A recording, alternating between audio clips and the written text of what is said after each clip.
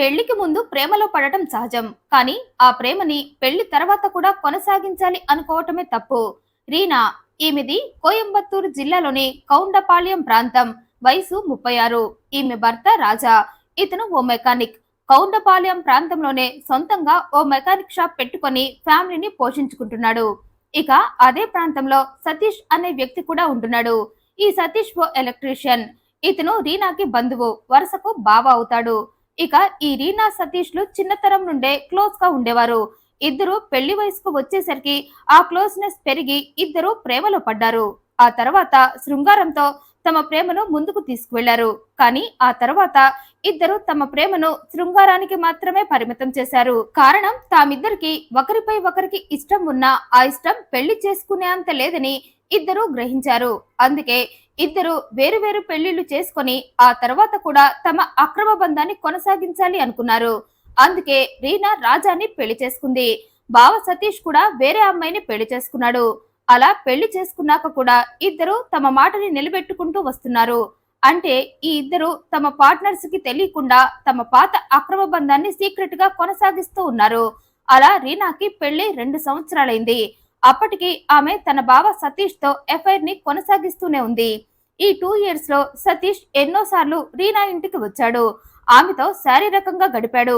కానీ ఆ విషయం రీనా భర్త సతీష్ కు తెలియకుండా జాగ్రత్త పడ్డాడు. రాజా తన మెకానిక్ వర్క్ లో బిజీగా ఉండి ఒక్కోసారి ఇంటికి కూడా వచ్చేవాడు కాదు. ఇక ఆ టైంలోనే సతీష్ రాజా ఇంటికి వచ్చి తన మరదలు రీనాతో గడిపేవాడు. ఇక రీనా కూడా సతీష్ ఇంటికి తరచుగా వెళ్లేది. అతని భార్యతో సరదాగా ఉంటూనే బావను కవ్వించేది. అయితే మొదట్లో వీరి చూపులకు అర్థాలు సతీష్ భార్య తెలుసుకోలేకపోయినా ఆ తర్వాత తెలుసుకుంది. అందుకే అప్పటి నుండి జాగ్రత్త పడుతూ రీనాను సాధ్యమైనంత వరకు తన భర్తకు దూరం పెట్టే ప్రయత్నం చేసింది. ఆ క్రమంలోనే ఆమె వీరిద్దరి తీరుపై తనకు అనుమానంగా ఉందని రీనా భర్త రాజాకు చెప్పి రీనాను కంట్రోల్లో పెట్టుకోమని చెప్పింది. అయితే మొదట్లో రాజా ఆ మాటలను నమ్మలేకపోయాడు. కారణం, రీనాపై తను పెట్టుకున్న నమ్మకమే. ఆ నమ్మకంతోనే సతీష్ పలుమార్లు తన భార్యతో క్లోజ్ గా మాట్లాడుతున్నా పట్టించుకోలేదు. కారణం, వీరిద్దరూ బావమరదళ్ళని. మొదటి నుండి వీరి మధ్య మంచి స్నేహం ఉందని. కానీ ఈ ఇద్దరు మాత్రం రాజా నమ్మకాన్ని పెట్టుబడిగా పెట్టి తమ ఎఫ్ఐఆర్ ని కొనసాగించారు. కానీ ఎప్పుడైతే రాజాకు ఈ ఇద్దరి గురించి ఇన్ఫర్మేషన్ వచ్చిందో అప్పటి నుండి రాజా ఇద్దరిని అనుమానించడం మొదలుపెట్టాడు. రీనాకు తెలియకుండా ఆమె ఫోన్ ని చెక్ చేస్తూ ఉన్నాడు.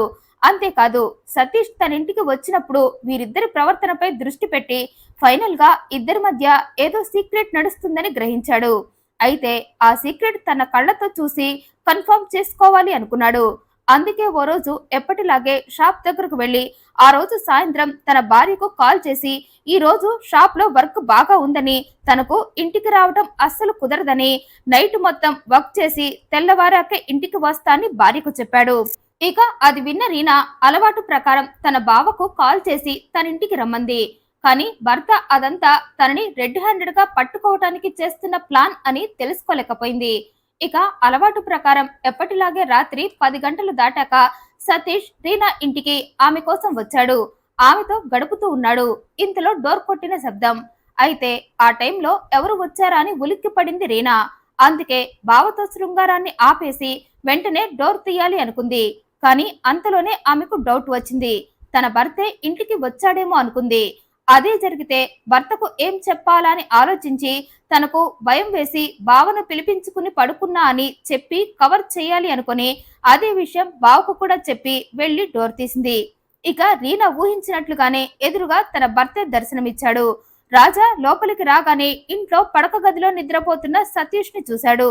ఇక భర్త అలా చూడగానే రీనా ఎందుకో ఈ రోజు ఇంట్లో ఒక్కదాన్నే పడుకోవాలంటే భయం వేసింది.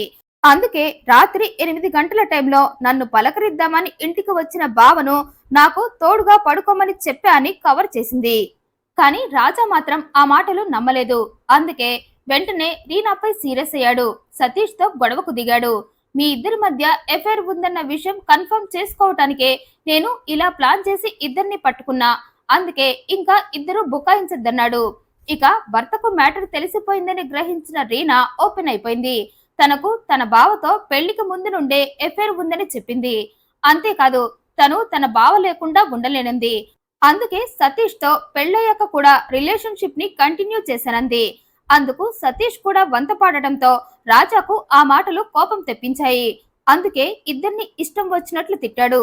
తప్పు చేసింది కాక ఇద్దరు ఆ తప్పుని సమర్థించుకుంటున్నారా అని ఇద్దరిపై అరిచి మళ్ళీ మీ ఇద్దరు కలవద్దని వార్నింగ్ ఇచ్చాడు.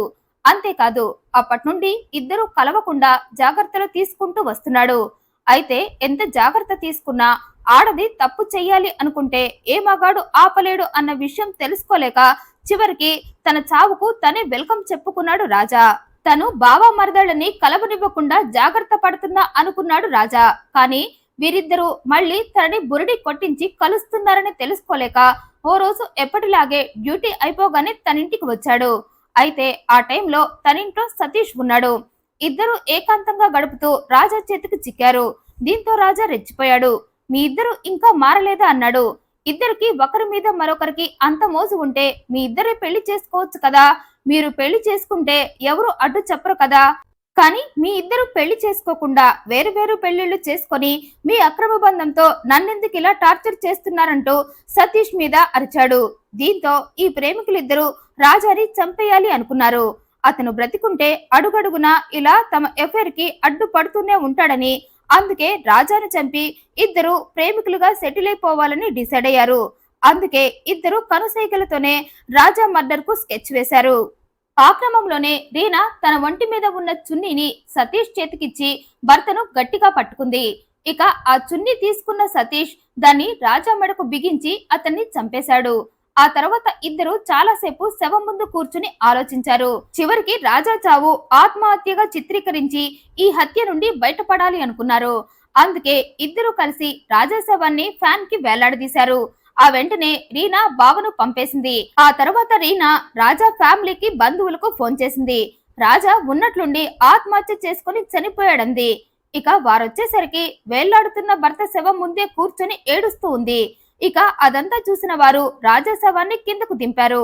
ఇక భర్త శవాన్ని చూసి ఆ శవంపై పడి కంటికి దారగా ఏడ్చడం ప్రారంభించింది రీనా. అడిగిన వారికి అడగని వారికి అందరికీ రాజా మనసులో ఏదో విషయం గురించి బాధపడుతూ మనస్తాపం చెంది ఆత్మహత్య చేసుకున్నాడని చెప్పింది. అయితే ఆ మాటలు బంధువులకు నమ్మాలి అనిపించలేదు.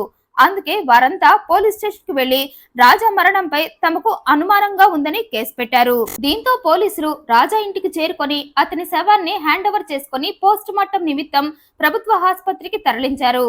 ఇక అక్కడే కూర్చుని వచ్చి రాని ఏడుపు ఏడుస్తున్న రీనాని పట్టుకొని తమదైన శైలిలో విచారించగా రీనా తనే తన బావతో కలిసి రాజాని చంపినట్లు ఒప్పుకుంది.